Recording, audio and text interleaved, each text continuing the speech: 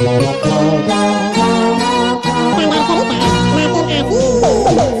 berjumpa dengan Sanggar Cerita dan kisah lagu dan cerita. Mari kita dengarkan, mari kita nikmati. Sanggar Cerita makin asik. La la la la la la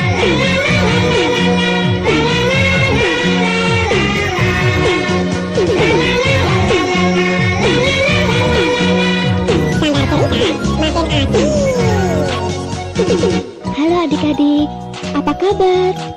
Baik-baik saja kan? Syukurlah, itulah harapan kakak.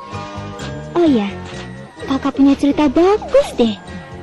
Pasti adik-adik ingin mendengarnya kan? Boleh, tapi jangan lupa duduk yang manis. Judulnya ialah Tukang Cukur Istana yang Cerdik.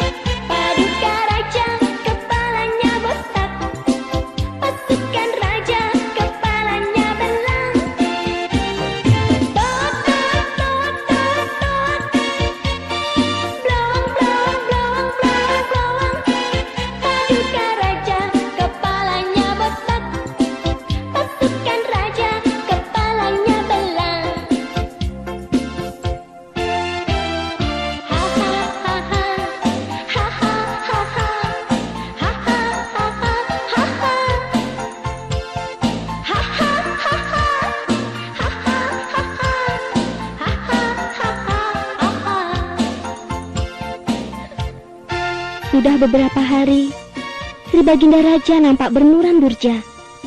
Tidak berkenan bicara dengan siapapun. Punggawa istana mengira Sri Baginda Raja menderita sakit. Tetapi tabib istana menyatakan bahwa Sri Baginda Raja sehat walafiat. Aneh. Atau mungkin Sri Baginda Raja menginginkan harta kekayaan yang lebih banyak lagi. Atau Sri Baginda Raja sedang... Tidak. Sri Baginda Raja tidak sedang kenapa-kenapa. Jangan berpikiran yang bukan-bukan dan juga yang tidak-tidak. Aku sebagai pengawal pribadi Sri Baginda Raja. Aku tahu. Aku yakin Sri Baginda Raja baik-baik saja. Tidak kekurangan suatu apapun. Percayalah.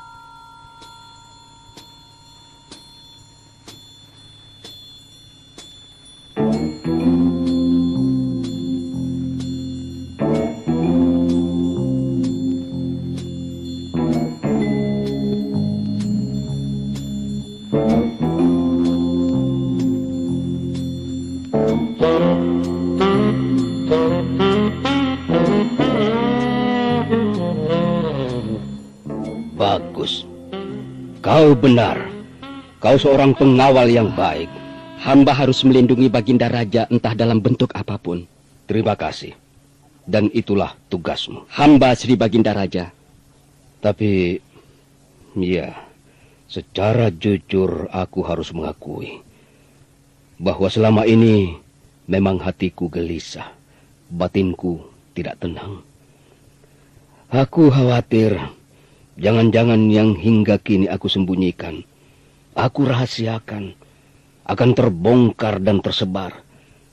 Dan akhirnya diketahui oleh semua orang. Sungguh memalukan.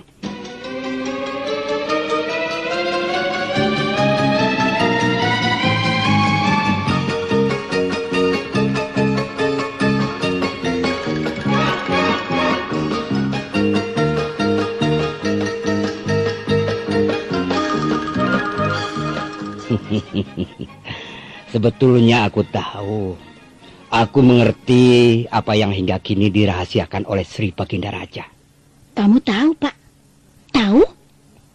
Loh, kenapa kamu diam saja, Pak? Aku sudah dijanji oleh Sri Paduka Raja tidak boleh membuka rahasia itu. Bahkan, aku sudah bersumpah dengan diriku sendiri tidak akan memberitahukan perkara itu kepada siapapun. Juga kepadaku. Yang istrimu ini loh, Pak. Iya, termasuk kamu. Kenapa? Sampai hati betul kamu, Pak. Karena aku tidak ingin mendapat hukuman dari Sri Baginda Raja, Bu.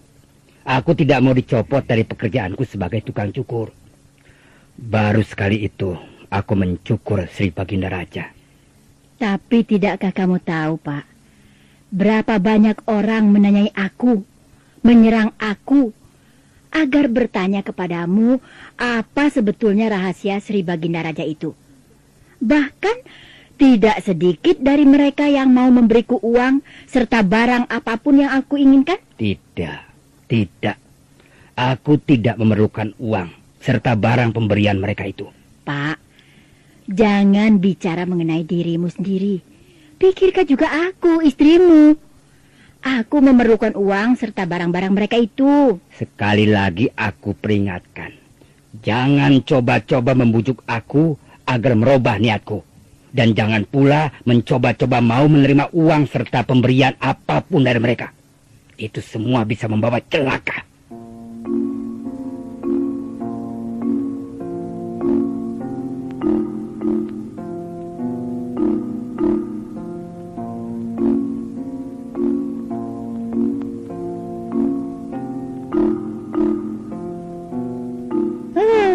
Dasar bodoh.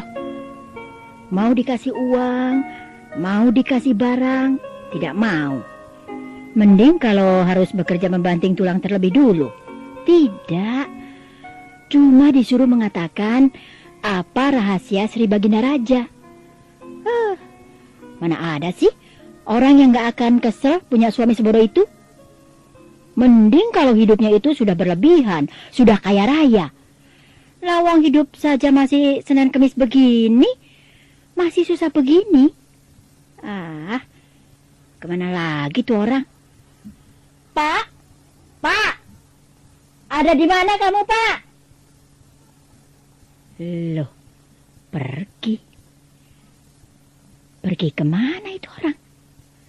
Ngambek, marah, seperti anak kecil saja.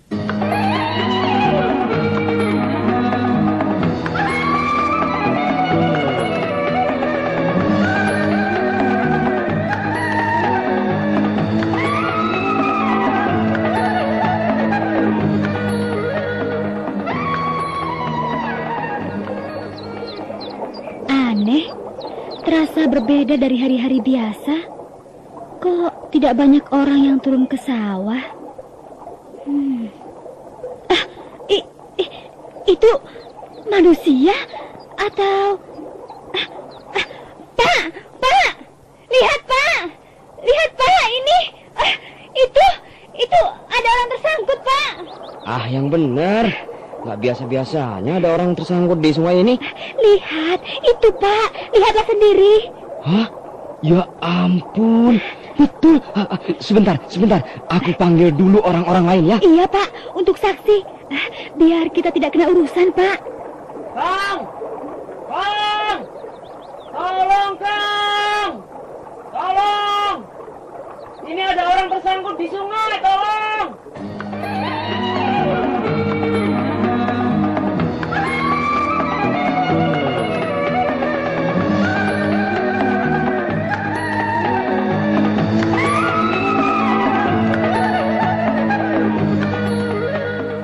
Tuan, silahkan minum, Tuan. Biar tubuh Tuan menjadi hangat. Ya, terima kasih. Tapi sebaiknya jangan kamu memanggil aku Tuan. Bukankah Tuan ini punggawa istana? Dari pakaian yang Tuan kenakan, kami bisa mengenalnya. Iya, memang. Aku punggawa istana. Tapi aku ini cuma tukang cukur. Dan aku ini baru Maksudku belum lama kerja di istana, begitu? Iya, meskipun hanya tukang cukur, tapi Tuan lebih beruntung daripada kami yang hanya petani ini, yang hidupnya hanya di desa, kerjanya di sawah. Badannya menjadi kotor, kepanasan, dan bau keringat. Tapi aku berkata, sebenarnya kamulah yang lebih berbahagia. Kamu bisa menikmati hidup ini, bisa merasakan damai, tentram, akrab dengan alam, tidak dikejar-kejar perasaan bersalah. Apa maksudnya, Tuan? Aku hidup dikejar-kejar rasa bersalah, tidak tentram batinku. Jiwaku pun merasa terancam. Tuan, sungguh-sungguh kami tidak mengerti maksudnya, Tuan. Di negeri ini hanyalah aku yang mengerti rahasia Sri Baginda Raja. Sri Baginda Raja beberapa hari terakhir ini selalu saja bersedih, bermuram durja. Dan apa yang menyebabkan Sri Baginda Raja menjadi sedih itu? Tahu? Tidak. Tetapi aku sudah diancam oleh Sri Baginda Raja. Kalau saja rahasia itu tersebar dan terbuka, dan aku akan dihukum mati. Ya Tuhan. ampun. Padahal bagiku sangat sukar sekali untuk bisa menahan bicara. Betapa sukarnya bagiku untuk tidak menceritakan kepada orang lain Iya. mengenai sesuatu yang aku ketahui. Dan aku ini sudah tidak tahan lagi. Aku tidak sanggup lagi menahan mulutku ini untuk tidak mengucapkan rahasia ini. Nah, itulah sebabnya. Maka aku telah berbuat nekat, terjun ke dalam sungai. Aku ingin segera berakhir semuanya ini. Tapi celaka, ada orang yang menyelamatkan nyawaku. Ampun, Tuan. Maafkan hamba, Tuan. Hamba tidak punya maksud lain kecuali hanya untuk menyelamatkan jiwa sesama kami, Tuan. Betul, Tuan. Kami hidup di desa ini sudah terbiasa dengan tolong-menolong, Iya. saling mencintai, Tuan. Iya. Kamu tidak bersalah, Pak Tani. Juga Mbok Tani. Iya, Tuan. Tapi akulah yang salah. Sudahlah, maafkanlah aku, karena aku telah menyusahkan kalian.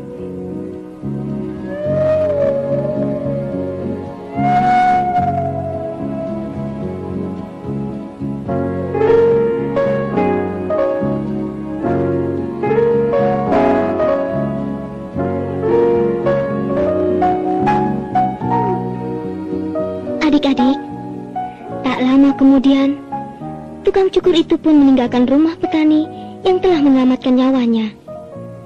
Tukang cukur itu benar-benar kebingungan. Dia tidak tahu lagi apa yang harus dikerjakannya.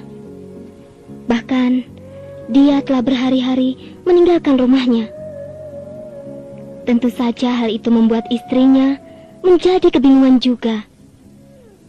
Dan berita hilangnya tukang cukur itu pun sampai juga akhirnya ke istana. Sehingga Sri Baginda Raja menjadi semakin ketakutan. Jadi benar suamimu telah pergi meninggalkan rumah. Betul, Sri Paduka Raja. Kemanakah dia pergi? Tidak tahu, Sri Paduka Raja. Tidak tahu. Iya. Sungguh kamu sama sekali tidak tahu kemana perginya suamimu. Ampun, Sri Paduka Raja. Sungguh hamba tidak tahu. Dan apakah suami hamba sekarang ini masih hidup atau sudah mati? Hamba sama sekali tidak tahu. Hamba tidak mengerti, Sri Paduka Raja. Pengawal, Siap, Sri Baginda. apakah kamu juga tidak tahu kemana tukang cukur istana itu pergi? Tuanku Sri Baginda Raja, mendengar berita bahwa tukang cukur itu pergi meninggalkan rumah pun, baru sekarang ini hamba mengetahuinya, Tuanku Sri Baginda Raja. Kemana tukang cukur itu pergi? Apakah tidak? Ataukah Sri Baginda Raja, Iya. Ada apa, istri tukang cukur? Memang hari-hari terakhir ini suami hamba pernah menceritakan kepada hamba bahwa dia itu sangat ketakutan. Ketakutan? Iya. Apakah dia telah mengatakan sesuatu kepadamu tentang diriku? Sudah. Sudah. Jadi Sri Baginda Raja mempunyai rahasia. rahasia. Jadi kamu sudah tahu apakah rahasiaku itu? Belum. Ngapa kamu bikin aku jadi terkejut saja? Ampun, Sri Paduka Raja. Ampunilah hamba. Baiklah. Sekarang pulanglah ke rumahmu. Pengawal, Siap, Sri Baginda Raja. antar perempuan ini sampai ke gerbang istana. Siap, Sri Baginda Raja.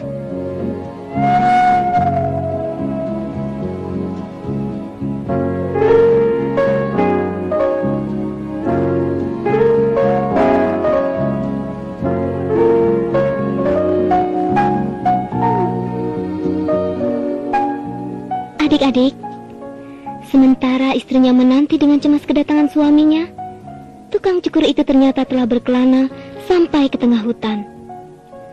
Di sana, tukang cukur itu benar-benar merasa bebas, lepas dari segala tekanan batin yang telah berhari-hari ditanggungnya. Dia sungguh-sungguh merasa gembira. Terima kasih. Terima kasih sekali aku ucapkan kepadamu, Pohon Besar. Kamu telah sudi mendengarkan aku. Dan aku yakin kamu pasti bisa menyimpan semua yang telah aku katakan kepadamu. Itu semua adalah rahasia Sri Baginda Raja kita.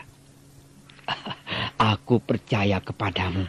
Karena kamu hanyalah sebuah pohon, maka kamu tidak akan bisa berbicara. Dan pasti amanlah aku. Dan itu pun tidak melanggar sumpahku kepada Sri Baginda Raja. Sekali lagi, terima kasih ya Pohon Besar. Sekarang aku akan pulang ke rumahku. Dan mulai sekarang aku akan bisa tidur pulas. Hidupku akan menjadi tenang. Karena sudah tidak ada beban batin lagi. Selamat tinggal, Pohon Besar. Nah, itulah si tukang cukur.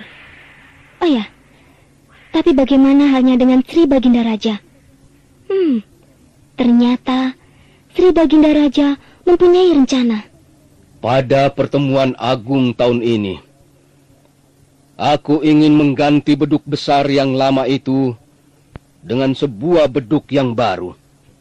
Yang lebih besar, yang lebih bagus kayunya, biar lebih nyaring suaranya.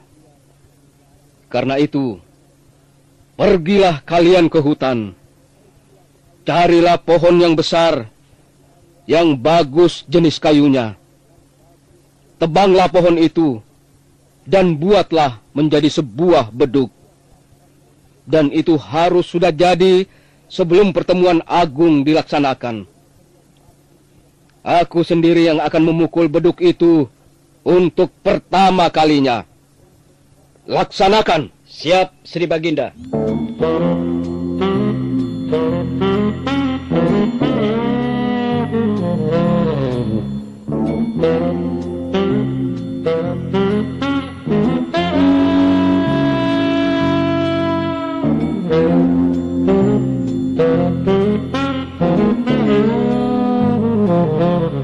Maka, tidak lama kemudian, terjadilah semua yang dikehendaki Sri Baginda Raja. Beduk besar baru sudah jadi. Begitu pula pertemuan agung telah siap dilaksanakan. Sri Baginda Raja pun telah naik ke mimbar kehormatan dan sudah siap untuk membunyikan beduk besar yang baru. Wah, bagus sekali.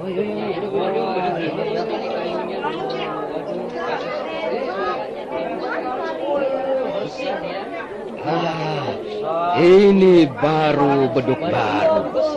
Hei rakyatku, dengarkan.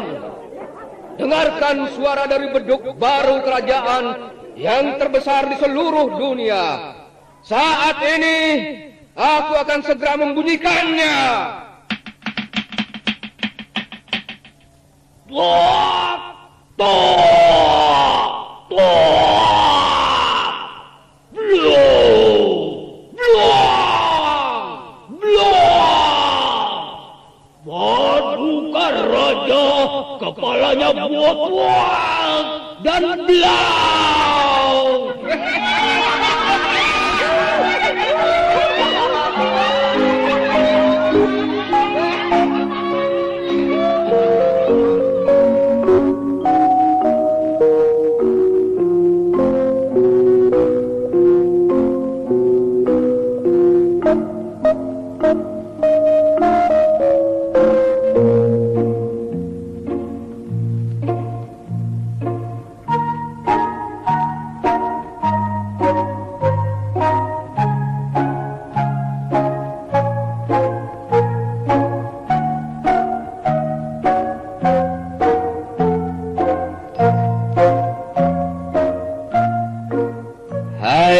Tukang cukur, kenapa kamu langgar sumpahmu? Tidakkah kamu tahu apa hukuman yang harus kamu terima? Ampun Sri Paduka Raja. Sebetulnya hamba tidak melanggar sumpah, Paduka. Apa? Masih akan membela diri juga kamu? Ampun Sri Paduka Raja. Sebetulnya hamba sungguh tidak melanggar sumpah.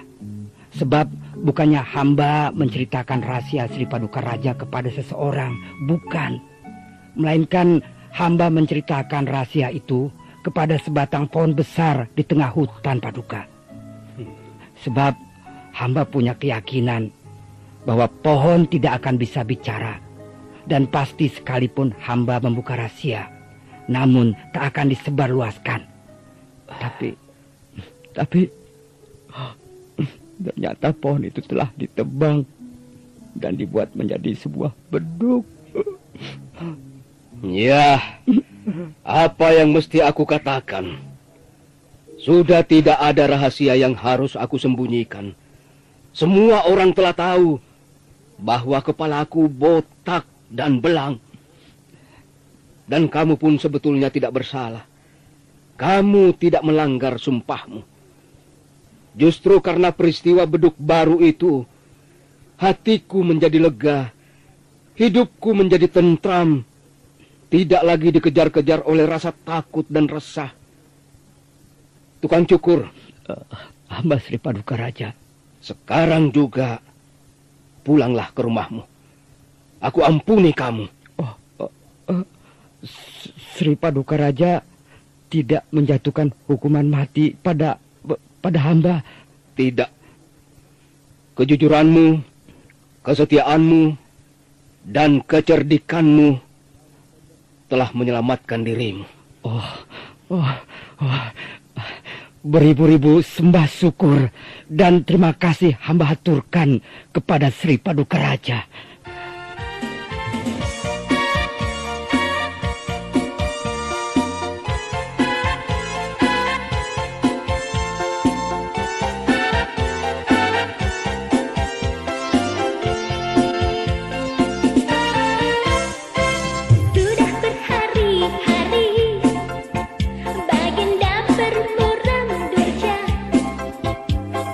Cara yang sudi berbicara